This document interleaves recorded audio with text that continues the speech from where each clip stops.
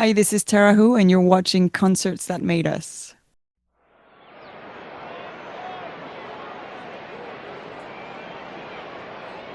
Is everybody in? Is everybody in? The show is about to begin.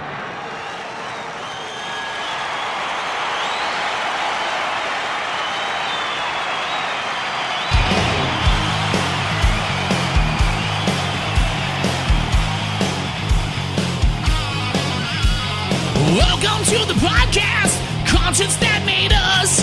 Interviews and stories, tales from the bus. We love taking you back to when it all went down. The greatest live shows and the cheering crowd sound. It's concerts, concerts that made us, concertsthatmadeus.com.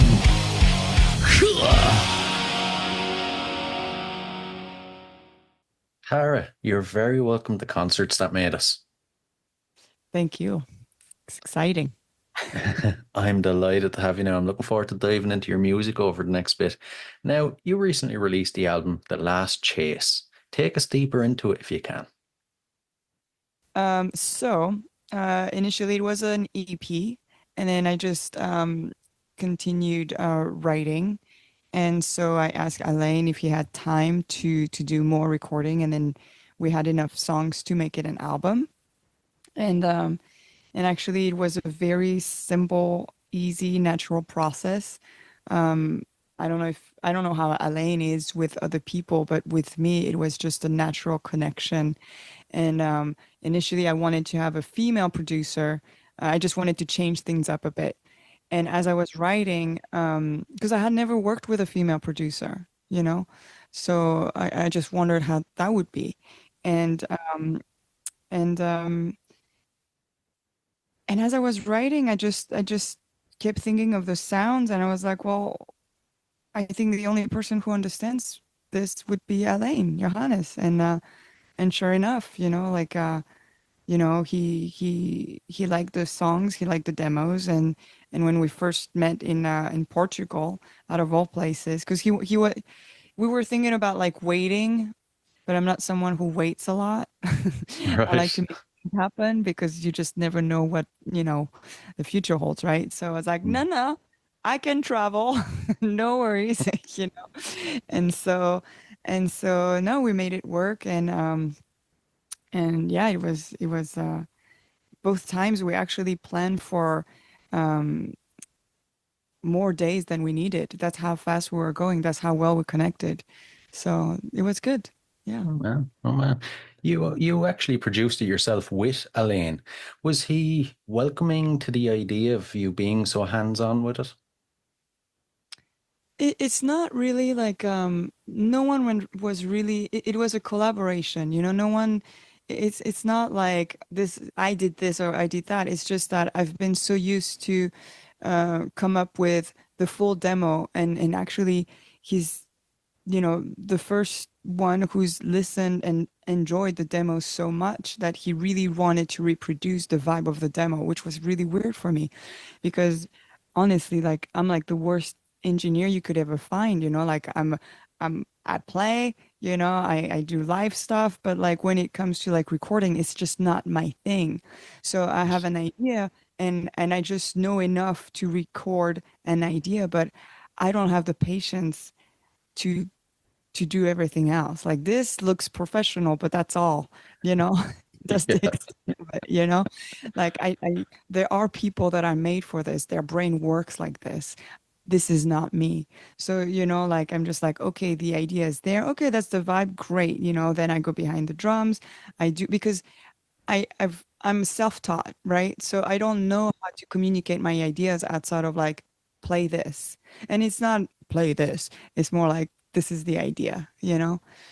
But then, Vincent or Vince was recording the drums, and he was like, "Oh, I was thinking we could do this." And it's either yes or no. I'm always open because, I'm only one brain. So, I'm already always open to ideas. It's just that also the choices I make for the songs are because of the vibe of the song. And sometimes musicians, they think of um, the technique more than what the song means, you know. And an example of that is like I have a song called Beautiful, and it's about scarification. And it was very abstract to a lot of musicians to hear like the cut, you know, in the song. But I wanted that. I don't care if it's pretty or not, it's what it means. And that's how I work. And with Alain, it's easy because he's so artistic that he doesn't judge any of that. It's not about like making a song that will be FM friendly. You know, it's about the message. And I think that's why we really connected on all of this, you know. Yeah, yeah, I like that. I like that he's more concerned with the message than, radio player, radio friendly. When you think back to the very beginning, the original vision for this album, how close is the final version, do you think? You know, to be honest, if you listen to the demos outside of like the guitar parts that he came up with, it's so close. And and obviously like, you know, like Vince is a better drummer, and then, you know, Ash, you know, so everything is obviously more tight, you know, and it's better recorded, obviously, you know, but he really insisted on keeping the vibe and finding the sounds. And again, everything I do is a mistake, you know? It's like, it's the way I function is, does it feel good? You know? And do I like it or do I not like it? But what I exactly do, I have no idea. And then we were recording Army of Women, and there was a guitar sound that he really wanted to hear. And I was like, no, this is what I'm playing. And he's like, are you sure? No. And he was tweaking and tweaking the pedals like for a while until we had the sound that was on the demo. And I was like, okay, you know, and, but it's cool. It's cool. And another thing that he does too is that he doesn't edit. That's not his thing. So we would do tracks, we would do, you know, he just needed the vibe. And that's why even if sometimes, you know, like in previous recordings, I trained myself to hear everything and just be like, oh, here the drum is this, or like here there's something like with the bass or the guitar or whatever. But he's not like that. Is if the feeling is there, if it feels like, or if you can hear that it's people playing, you know, we'll keep that because the other take doesn't have that, you know? So Yeah, that's, yeah. I gotcha. I gotcha. Sounds like a match made in heaven. Would you like to continue going forward with Elaine, or would you be open to working with other producers in the future? I'm open to work with other producers, but I mean, the connection I have with Alain right now is just too good. You know, I already have a few thoughts for a couple other, you know, recordings I want to do, and yeah, of course it's gonna be with him, you know, if he wants to. You know, you know. I get you. I get you. When you think of the album, is there any specific tracks that have, that you gravitate more towards? Um, I do like Grown Up. I really love how it came out. Um, yeah, I think that's one of my favorite songs, and but I mean, it's weird to say it, but I'm really proud of the whole album, you know. I didn't really expect to ever feel that way. You know, I'm usually like happy, you know, but this we had so much fun doing it. I don't know if it's because um it felt so simple and it went so fast. I don't know what it is about this album that feels different and special, but um I don't know. As well as the album, you've also got a movie coming soon. Am I right in saying that? Yeah, yeah, there's a movie being made by Brian Downey, Scottish.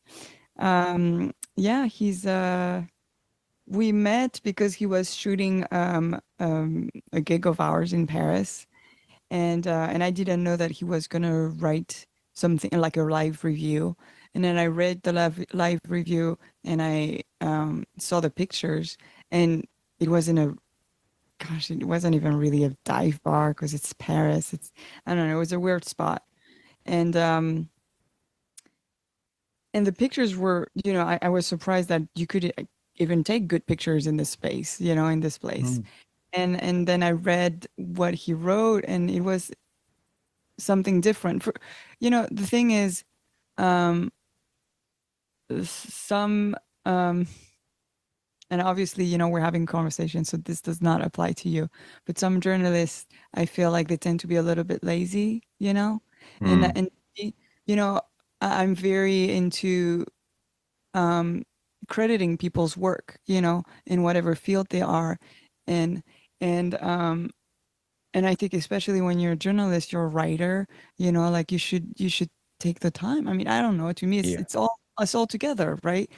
And so a lot of interviews that I've done, unfortunately, is just basic questions. They don't actually even done any research on the band or anything. It's just I don't know.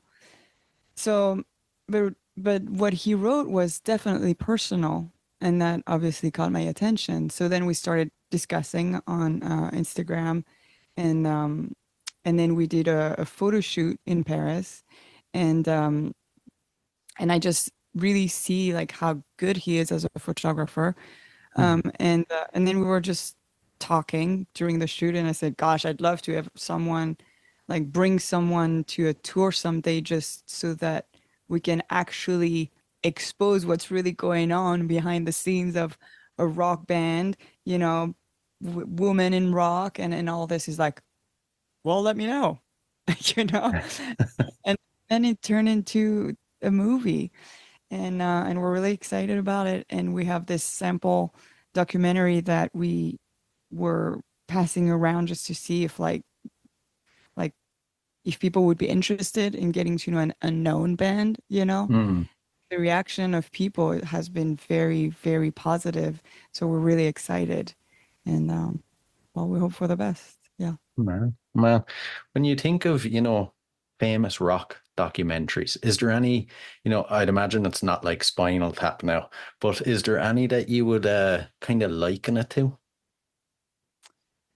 um Gosh, I think what I like about like Brian too is that he's very well, obviously he's very artistic, but and keep in mind he's a photographer, and he's learning how to make a movie as he's doing Ah. this. Is kind of blowing my mind too, because um I mean, it's a lot. And um and he's really good at telling the story. And then I found out too that he's written a couple books, and I'm like, oh, okay, that makes way more sense, because when I try to put things together, it's like in my mind, it Yeah. just how it shows, you know? And so I don't know. Gosh, and I do like a lot of documentaries, but I think because if he's a photographer, there's something even more um, artistic to it, because the videography is very beautiful, I think, you know? And he really gets the I was afraid that it was going to be, like too slow and bore people or whatever. So it's like a fine line getting the attention of people who don't know you. Like, why Mm. would you, you know?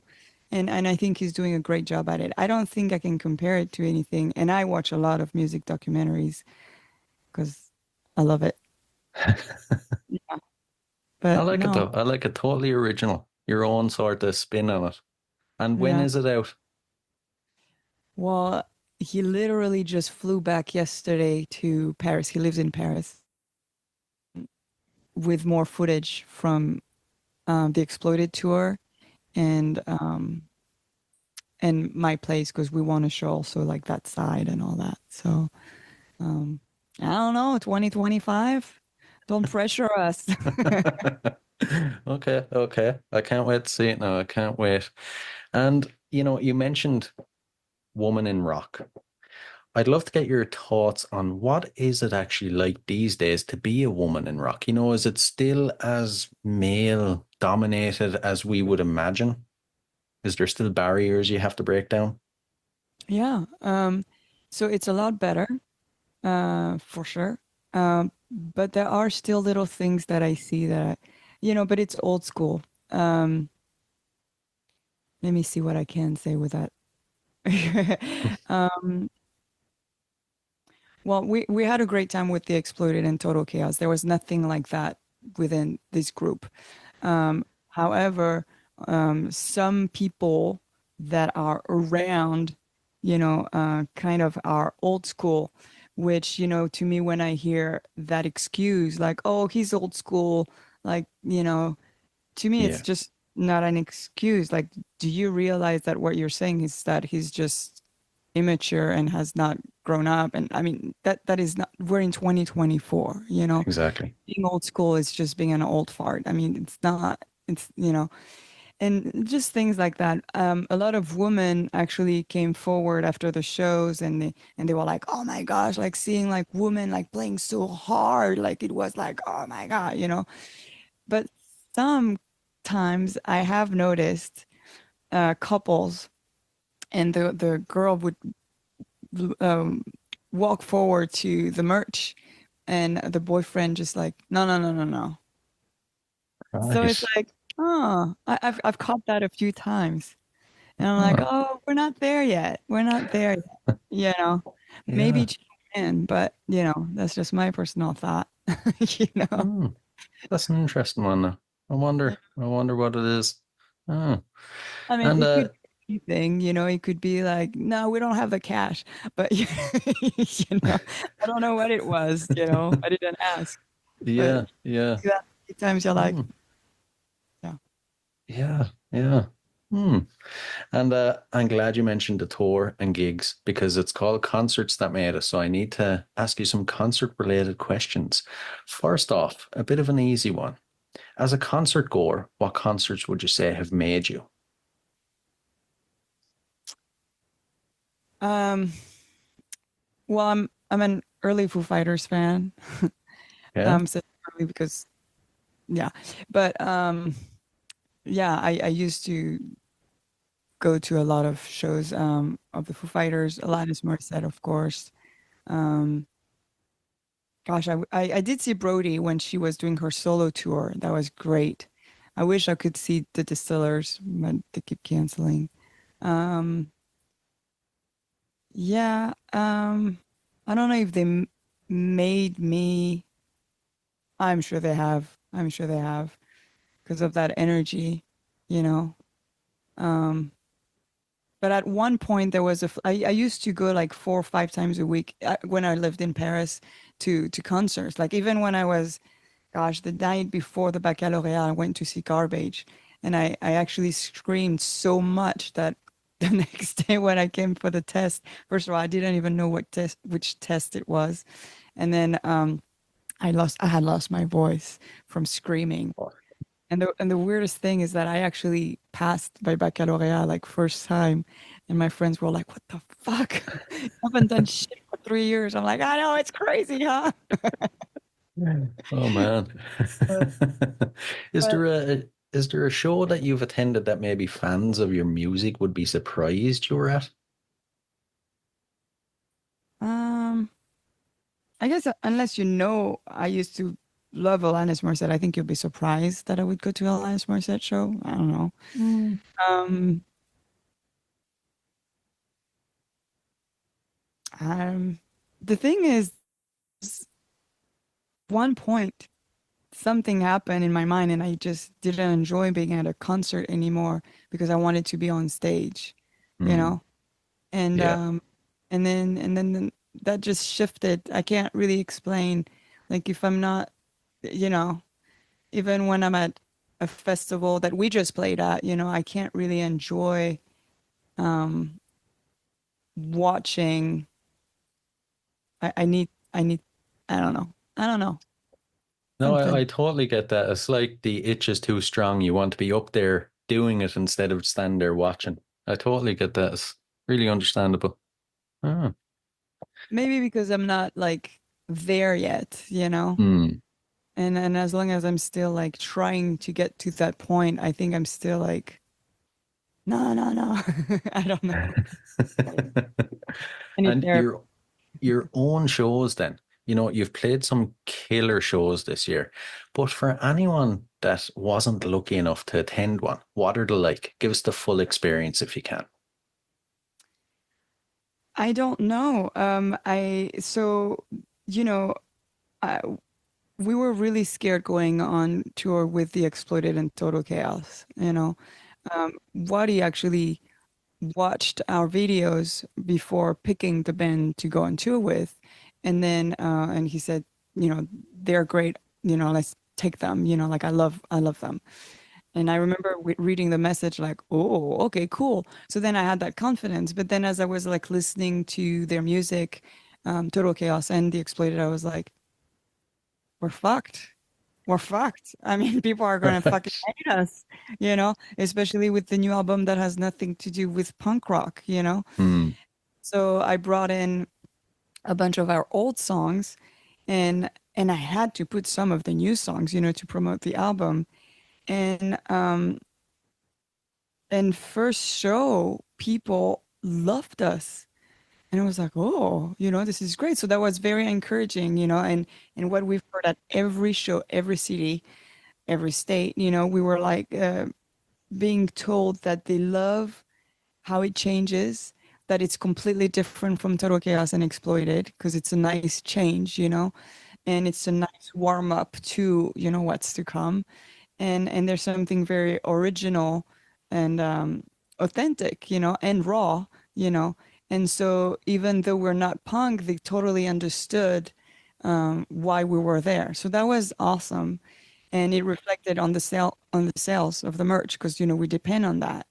And and um, and what we've heard a lot too is that I listened online before coming, and I'm so glad that I came because even though I liked what I heard online, the live show is an experience and it's completely different.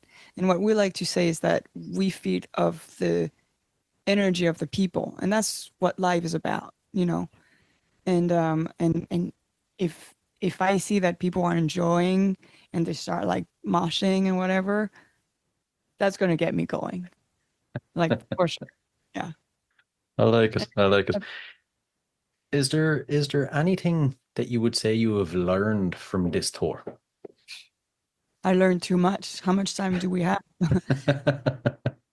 I learned a lot actually, and I kept saying that over time to the band because um, I thought I needed to be a little tipsy, before going on stage or having a little gummy or like something because I get in my head.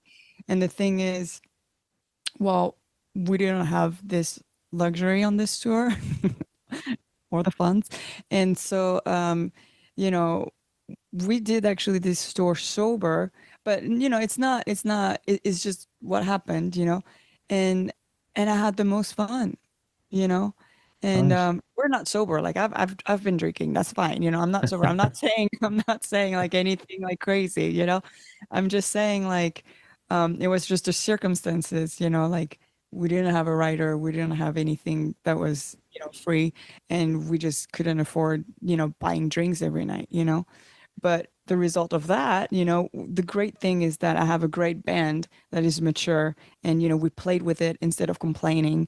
We stayed positive about the whole thing, and we made fun of the situation. And turns out we're like, gosh, we don't even need to get fucked up before a show to play, you know? And that was great, And Yeah. so that was one thing that we learned. We learned how we touch people because at every show we had someone that was insane.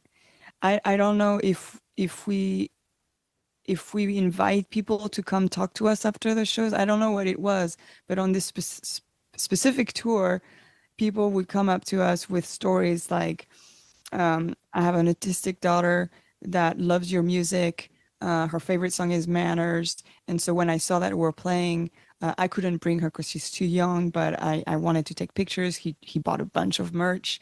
And then he tells me all about his daughter. Another one is while his daughter is in remission of cancer. She's learning how to play guitar. So it's like all those very personal stories that we kept hearing show after show that were very rewarding. You know, it's not just like you're playing your music, it's you're really sharing something with people, and whatever we put out there is doing something. I don't know how to explain, but it was there was a human connection that I just didn't have before, and I'm a sucker for this, you know, like especially in a world of like AI and like robots and social media, and you don't connect with people anymore. Well, this was like 100% the opposite of that, you know. Yeah. So it was beautiful. Absolutely, absolutely. You know, when things like that are happening, though, it shows you you're on the right path. And when you're having that much of an impact on people's lives, it means you can't stop. You have to, keep going till you can't go anymore. Yeah, yeah. It's I don't know. I I don't know. I just didn't expect that, and that was just awesome. Yeah, yeah. And when it comes to show time, your pre-show and post-show. I know you said on this tour you weren't drinking, you were sober, but typically, how do you guys psych yourself up beforehand? Then afterwards, how do you like to unwind and relax? Well, so pre-show we never stop, you know, like as soon as we get to the venue for sound check, we're unloading, we do everything ourselves.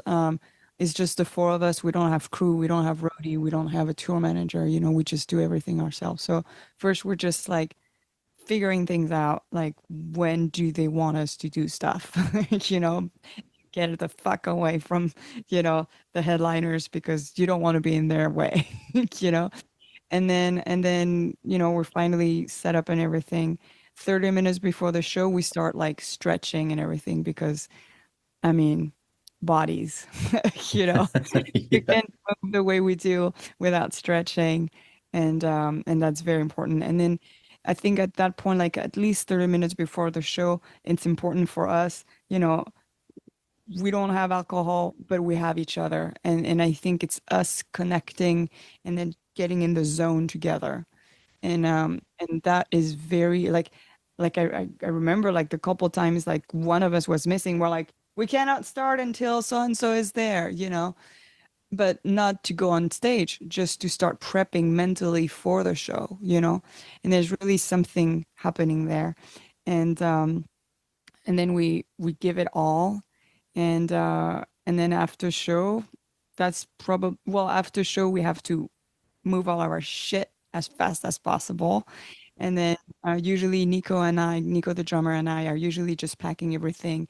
Ash rushes to the merch table because we cannot miss a sale. And Lisa is kind of like in between putting her stuff away and then headed to the merch table. And then after we finally loaded the van, maybe we have a beer, but we usually just go to the merch and start meeting people. And then it's like when we're back to wherever we're sleeping, is that is when we're like, so did you have fun? You know? Yeah. But Yeah. there's we just go all the time. Hmm. Yeah. Yeah. And before we dive into the last couple of questions, then future plans. We've heard about the movie. Is there anything else you can share with us? I mean, right now, no, I'm just waiting to, you know, I'm just promoting the album, and I'm just, you know, waiting to hear a couple things about a potential tour with someone that I would love to tour with, but we'll see. And if All right. not, you know, I'll just start writing and just see what's next. I like it. I like it. Now, what I personally really want to ask is, what are the hopes of getting you over to Europe, possibly even Ireland? Um, we are talking about maybe doing a tour in Europe sometime next year, um, when it's sunny again. Does that ever happen in Ireland? Because according to Ash, not really. We get about 2 days a year, so Those are the days plan we'll come. wisely. I Good to would love, hear. I would love for sure. I had Yeah. good when I played there. Yeah, you have to make it happen again. So we'll dive into the last couple. There are a couple of fun random ones. First off, besides music and the band, what are you currently obsessed with? Um, Honestly, not doing anything.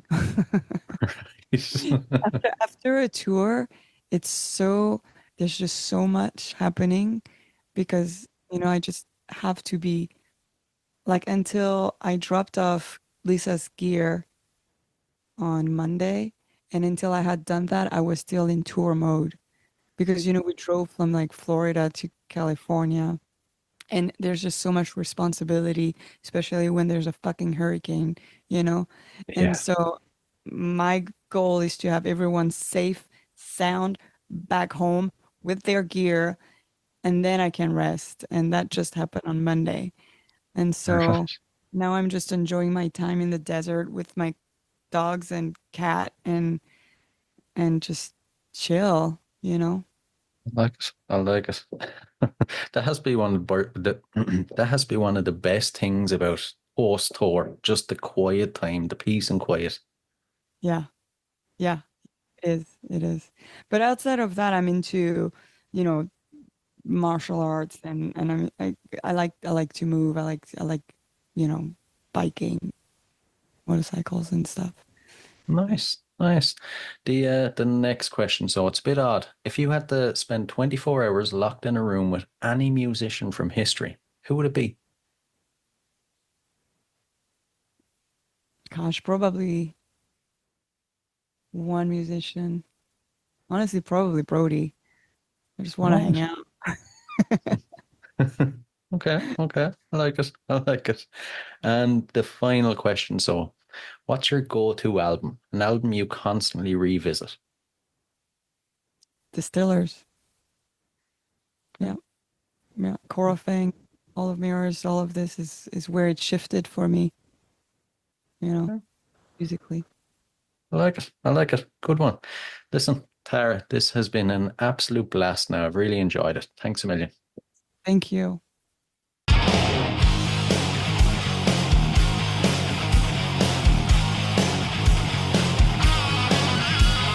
Welcome to the podcast, concerts that made us, interviews and stories, tales from the bus. We love taking you back to when it all went down. The greatest live shows and that cheering crowd sound. It's concerts, concerts that made us, concerts that made us.com.